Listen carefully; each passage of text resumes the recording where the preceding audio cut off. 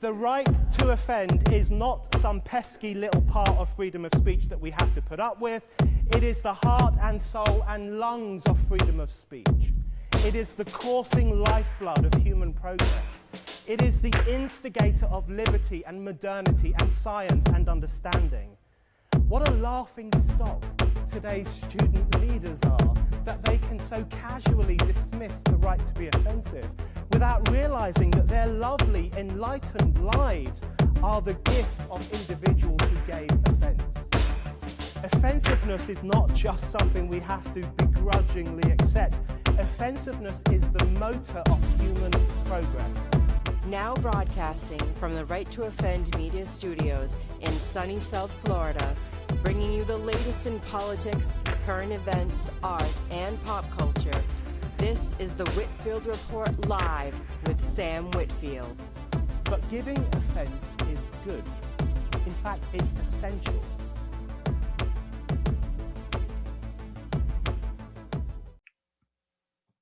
Well, hello there, ladies and gentlemen, and welcome to today's Monday edition of the Whitfield Report podcast. I am your host, Sam Whitfield, recording here at Right to Offend Media Studios in sunny South Florida. And happy June. It is the first of the month, so welcome to the show and welcome to a new season almost as well, since we are quickly heading into summer. Real quick, just want to apologize for the lack of shows last week.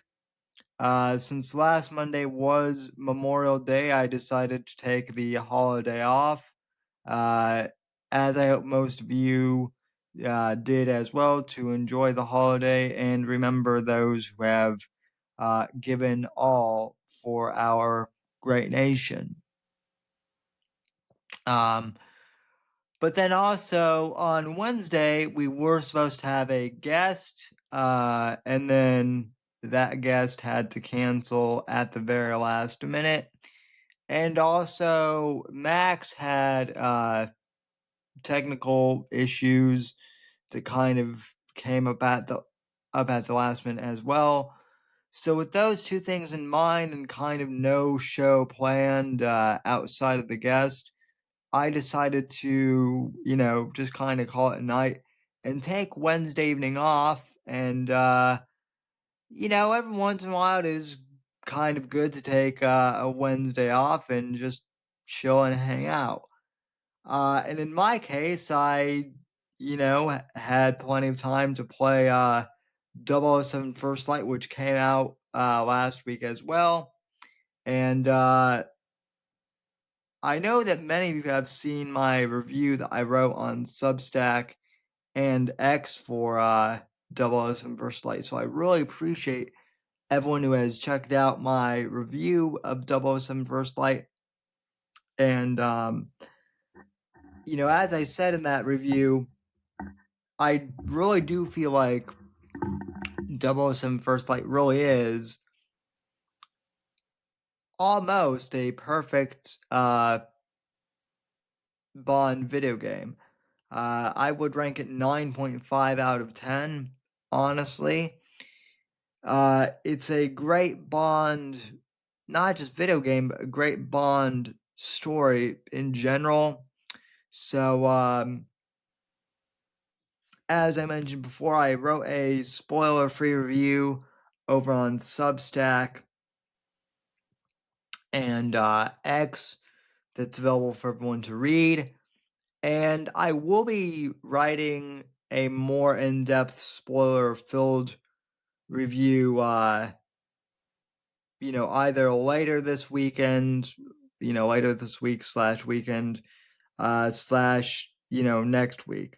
Just depending on when I get into it. I want to replay the game and, replay certain parts a bit, to kind of,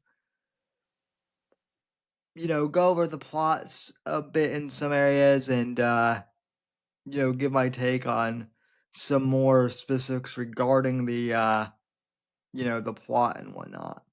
But overall, I thought it was really good. However, and this is kind of the topic of today's show. There were a lot of people online who, for some reason, were complaining that the game was somehow woke and whatnot. Now, I want to back up here a sec and kind of contextualize that, for the last couple months, really, for the last, year, couple years, ever since 007 First Light was first announced by IOI Interactive, I've said on my show numerous times as a lifelong James Bond fan that I was concerned that, with Amazon taking things over and and a new, game development studio taking over the games, there were legitimate concerns that 007, whatever the video game might be, was going to be woke or somehow subverted, or deconstructed. Because we've lived, really for the past decade plus in an era where a lot of media, and especially in video games, has been hijacked kind of by the woke mob, right? We have countless examples of this from, The Last of Us, most prominently in gaming, that, that's kind of like peak wokeness, in video games. I'm thinking of, the Star Wars sequel trilogy, especially The Last Jedi, was peak wokeness, and it, got to the point where it kind of more or less destroyed Star Wars, and tanked interest in the franchise, and Disney really hasn't really recovered from it since then, honestly. So we do have examples of, wokeness and subversion and deconstruction, destroying beloved franchises and, turning them into things that we don't recognize. And there was initially that fear with 007 First Light. As I mentioned, it's not completely unfounded. In fact, many 007 fans, myself included, were kind of disappointed with the last few movies of the Daniel Craig era. They weren't horribly woke as a whole, but a lot of the later Craig films, and I mentioned this in my spoiler-free review of 007 First Light, really the last three Craig movies, even going back to like Skyfall, which I generally enjoyed as a whole, they started to do this thing where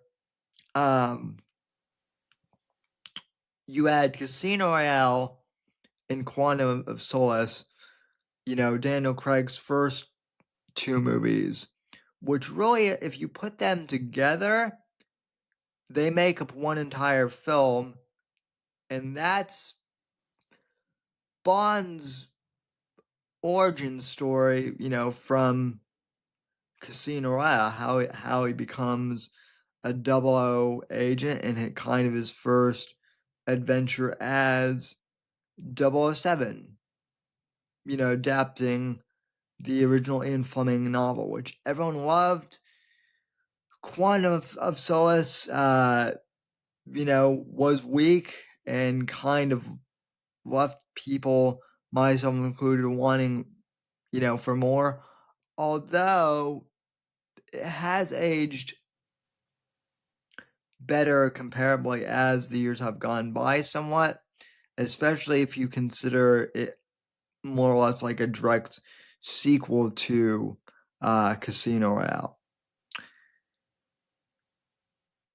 And then, Skyfall is a pretty good film overall. However, I would say that that's really when things kind of started to maybe start to show signs of where they were going with wanting to deconstruct Bond, because Casino Royale and Quantum of Solace serve as an origin story, for Bond, where he's, still a young agent and kind of inexperienced, finding his way, kind of through the world of spycraft as a first timer, and also as as an assassin, kind of making his bones. But then you get to Skyfall, and they make a dramatic jump in time where Bond's been on the job for, a few years at this point. More than a few years, it seems, kind of like how they were writing Skyfall. And he gets shot during an operation, and the entire movie at certain points kind of starts to focus on Bond getting older. Bond, maybe doesn't have as much of an edge as he did when he was younger, which granted happens to all of us, but they really focused on that in Skyfall, which I thought was jarring a bit because, in the previous movie, he's, still a kind of a young, brand new double agent. And then, like, in Craig's, third film, they're already talking about, well, maybe Bond should be put out to pasture. And they continued that trend with Spectre, which is regrettably kind of like, meh, you can skip that one. And then No Time to Die, it wasn't horrible, but, everyone knows that film as Craig's final film, and also, most notably, the one where Bond dies. Yes, they literally kill Bond off at the end of No Time to Die. He doesn't get a happy ending. And it's the end of an era. And a lot of people were worried that it was going to be the end of James Bond as a whole. And that's not really, the way that you want a legacy character like Bond going out. So all that is to say that there was, tremendous concern when Amazon took over, and there still kind of is, with the film at least, that Amazon is going to continue more of this like kind of deconstructionist slash woke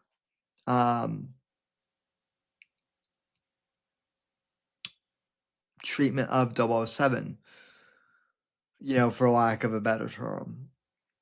And when it was announced that the video game 007 First Light was being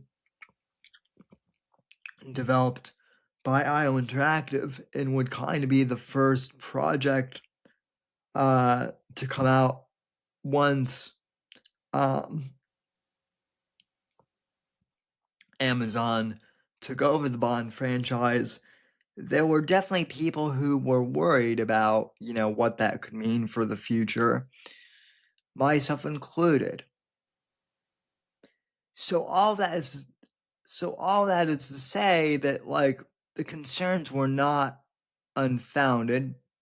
For sure, I think there were legitimate fears, at least as far as the video game industry, has been concerned, especially with the gaming industry's track record over the past decade plus, that this game might be woke.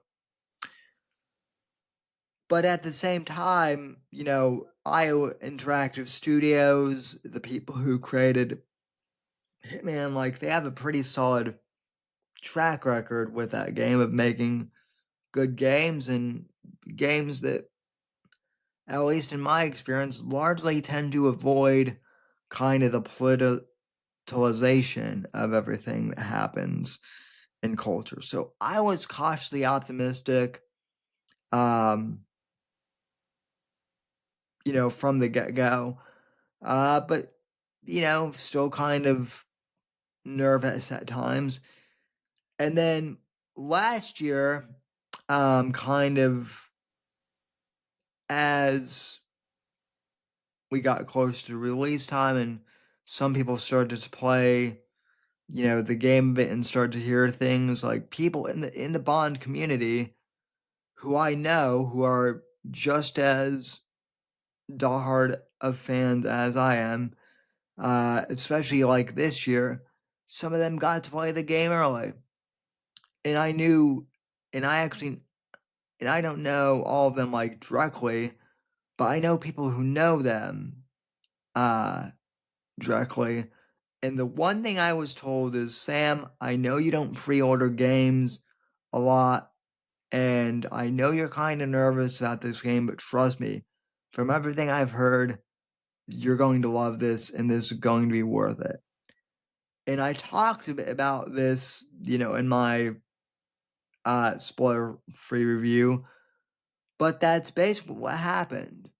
I went in with super low expectations for 007 First Light, and I played through the campaign, for the first time, and like I think it may have been like 2.5, not quite 2 days, but like not quite 3 days either, kind of like 2.5, 2 2/3 days that it took me to beat the campaign first time through. And I kept expecting there to be some moment where the shoe drops and the toxic white male is, the bad guy, and Bond gets like outsmarted by a token insert character and all that, or something like that. But nothing like that ever happened. Not only that, but like, man, in this game, Bond is like, somewhat cocky because he's a younger guy. He's very sure of himself. He's got like, what we call on the internet like chud energy, where he's just, he's confident. He's got, some of his, fellow MI6 recruits. One of them is like a total, kind of just like a cool dude who you can chill out with in the first few levels at least. Not to, give too many spoilers, but there's that. And then the Bond girls in this game, my God. I mean, folks, this is the opposite of, the uglification of women in games, right? Like, we had that, even just like, 2 or 3 years ago in games where, these beautiful women, these beautiful models would kind of be dumbed down a bit in games and kind of uglified to look more like, plain Jane or more normalized. Not in this game. Oh no. They had hot Bond girls basically out the wazoo in this game. And so a lot of us, were happy about that. In fact, just to show you guys what I mean, there's this clip that's been going around the internet of Bond girl Teresa Lorca, who she plays a minor part in the games, but very fun nonetheless.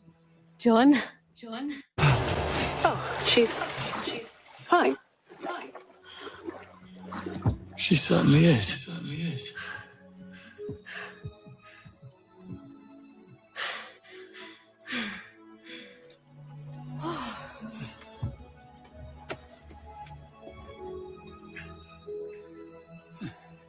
John? Drinking alone was never my forte. Well, I didn't realize you were this thirsty. Parched, actually. You were free diving.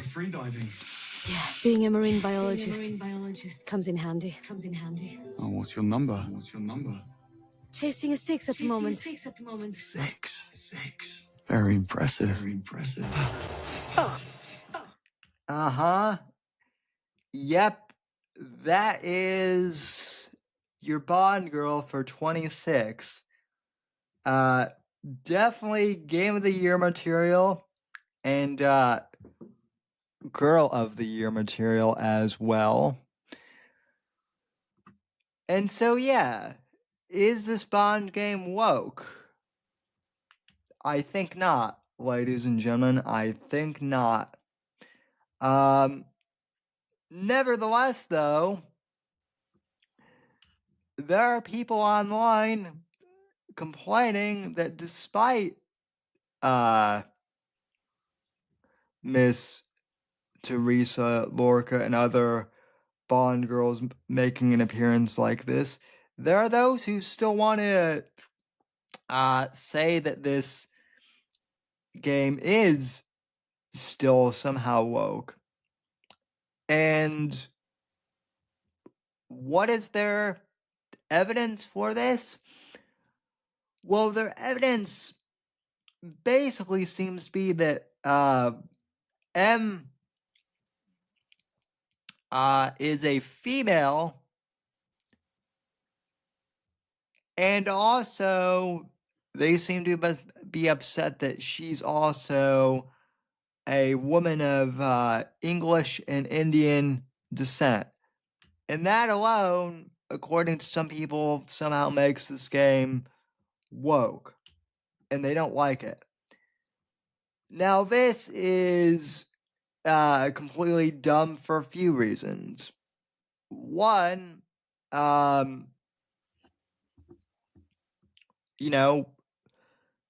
M was famously played by Judi Dench for years. She's the M that many people in my generation grew up with as M. I always grew up thinking that M was always a woman until I watched the Sean Connery movies when I was like 11 and 12. And then I, found out that no, M had in fact been a guy up until Brosnan's era. And then, yeah, she was brought in as the new M. And, I would say all of the M's are iconic, but like, I think a lot of people from my generation would kind of agree that Judi Dench's M is especially iconic for many of us. Right? So we have had a female M before. As far as M being a woman of English Indian descent, well, it kind of makes sense, ladies and gentlemen, because India used to be a British colony about 100 years ago. And so, yes, there are many British citizens of Indian ethnicity. So, like, the idea that M would be a proper, uh, English raised, uh,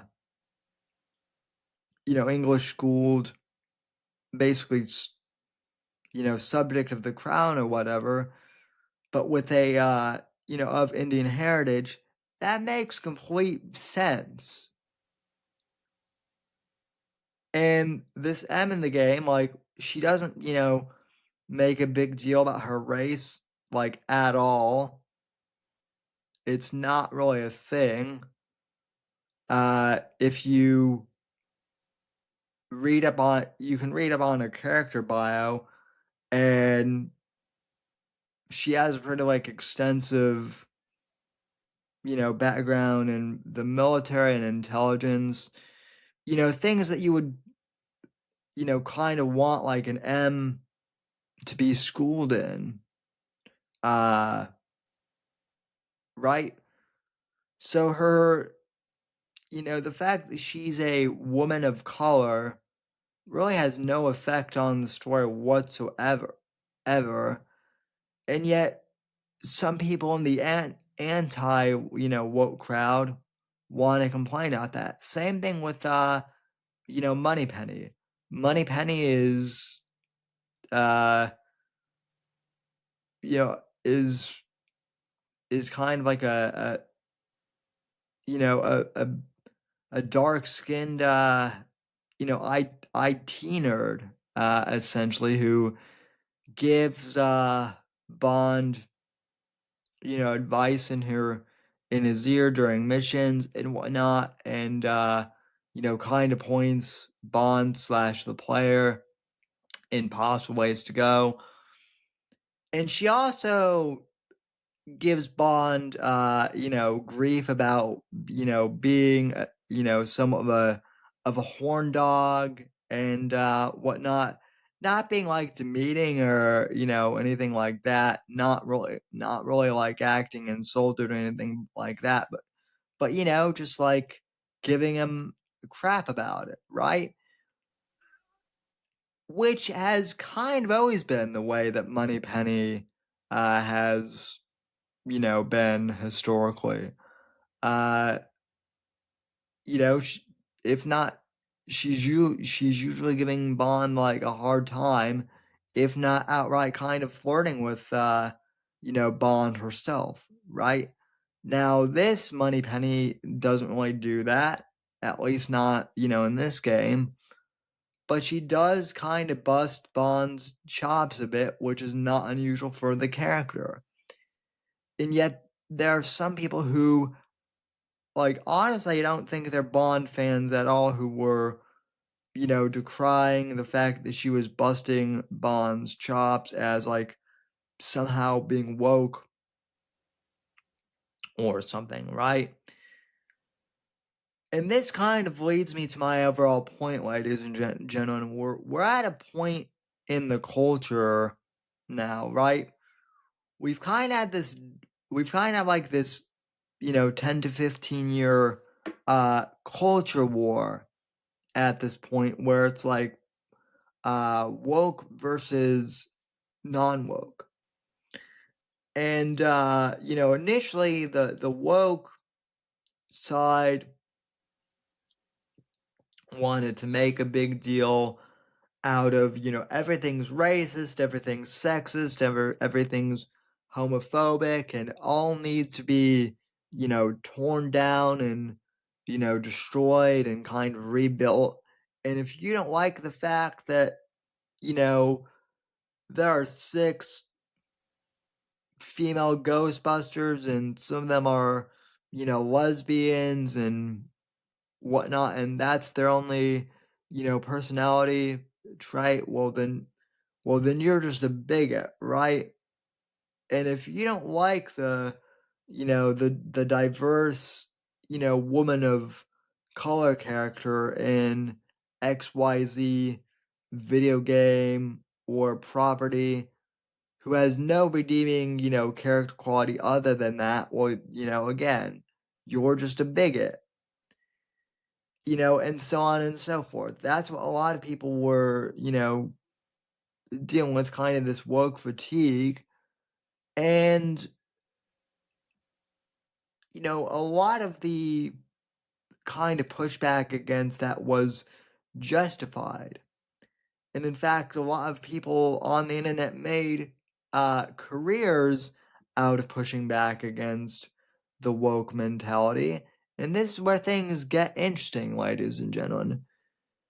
Because those same people who made careers out of, pushing back against the woke mind virus, so to speak, some of them now are the same people who they are so anti-woke that in a weird way they've kind of become woke themselves, right? Where it's not just enough for them to say that they didn't like the new James Bond video game, or they personally didn't like it. No, they have to tell you that M being a woman of color is somehow woke just for being woman. And also Teresa Lork, well, she's not as hot as some other Bond girls have been in the past, so therefore that's also woke as well. And they nitpick all these various things with the plot. They don't like the fact that Bond has a black mentor in the game, played by Lenny James, who I thought did a fantastic job. And I don't want to go too much into his character in this, because that'll be more for spoiler territory. But overall, a lot of these kind of anti-woke critics, they may have been valuable 5-10 years ago, but this game is not woke at all, right? Which is what a lot of them were banking on. They were banking on that this was going to be another woke video game that they could make 10 to 15 videos on how it was woke, and gin up more outrage in the comments and get more clicks and more views and more Patreon subscribers, etc., etc. And when this game wasn't woke at all, when it actually in some ways turned out to be anti-woke, that wasn't good enough for them. So they started to do things like basically try and break the game. They would try and get Bond to walk outside, borders of the game to glitch the map and say, "Oh, this game is broken," or they would have Bond running around in circles around a table and have the NPC enemy AI chase after him repetitively. There's been this thing where some of the people who have been super critical, they've had Bond walk through a clothesline of bed sheets or whatever, and because the bed sheet doesn't I guess flow over Bond completely or something like that, or do some sort of thing, they think that the game is broken, right? So just really stupid and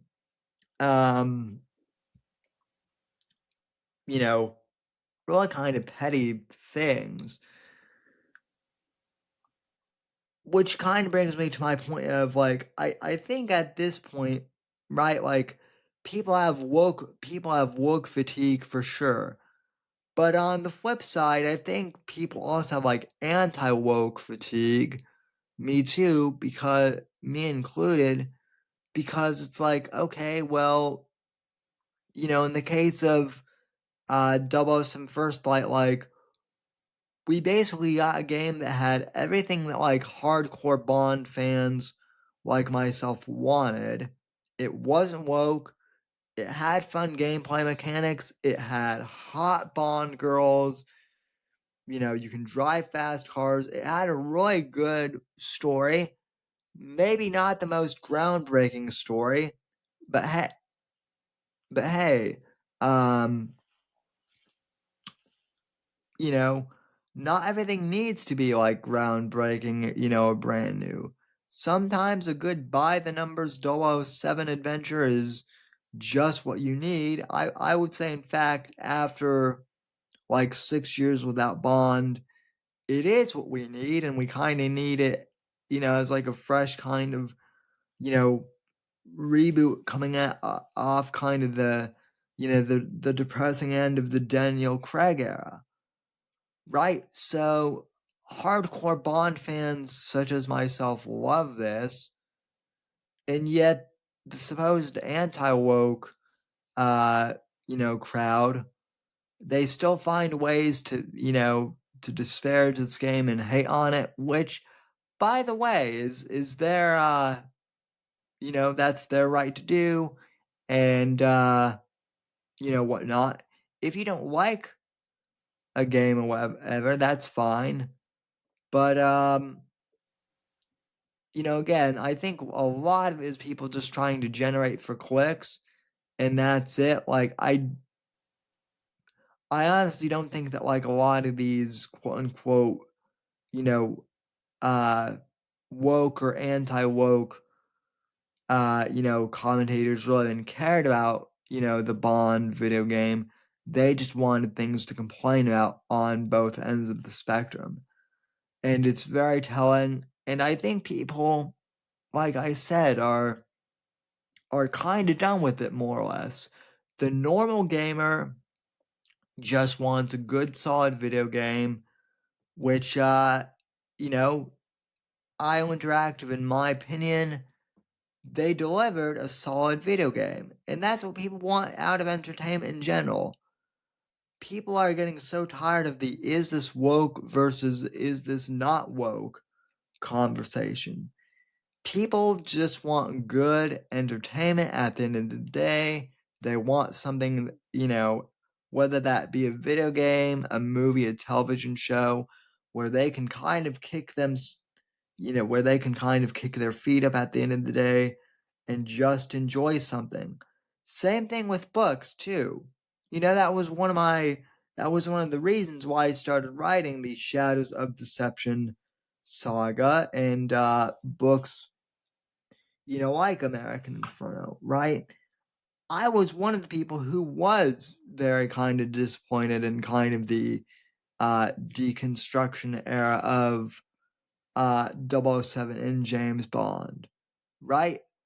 But rather than start a YouTube channel and, our podcast where I just complained endlessly about how Bond was woke, I decided to kind of, in my own way, take matters into my own hands, and I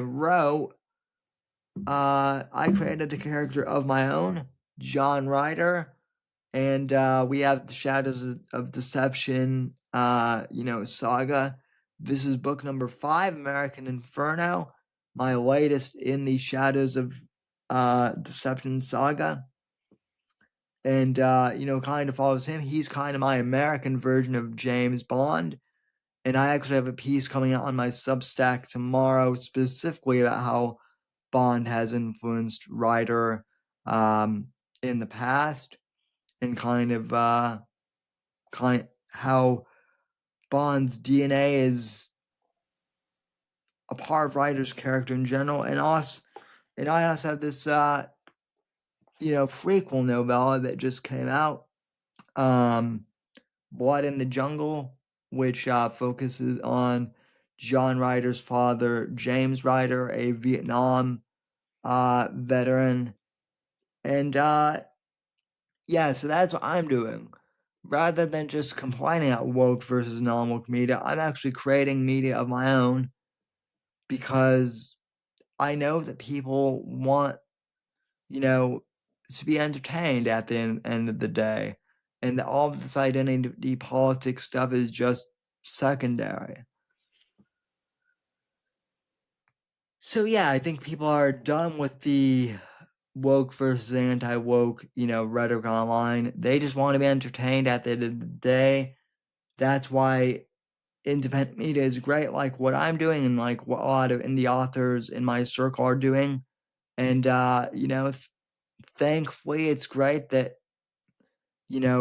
bigger companies like IO Interactive are making good quality games that are just purely there to entertain people. And I hope that Amazon really learns their lesson from, kind of the Lord of the Rings debacle that they had a few years ago. And just makes a 007 movie that is kind of free of all this stuff and really just makes a Bond movie for the fans. That's really all we want at the end of the day. So yeah. But anyway, that'll do it for this Monday's podcast, ladies and gentlemen. Nothing too serious. I just kind of wanted to go over the woke versus anti-woke subculture and how Bond really at the end of the day is a litmus test for this type of thing, especially with 007 First Light. So anyway, I want to thank everyone for tuning in. Again, check out the Shadow of Deception saga in my newest book, my newest novel, American Inferno, available on Amazon, and also my new novella, Blood in the Jungle, also available now. And if you like my work, consider, leaving a 5-star review on Amazon, and also consider leaving a, review for this podcast as well. I'll be back for the Wednesday show live with Max and Morpheus at 9 p.m. Eastern on Wednesday night. But until then, have a good evening, and God bless, God save this great nation, God, freedom, legacy, in that order.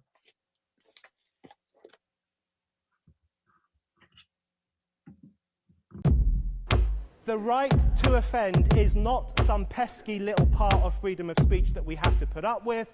It is the heart and soul and lungs of freedom of speech. It is the coursing lifeblood of human progress. It is the instigator of liberty and modernity and science and understanding.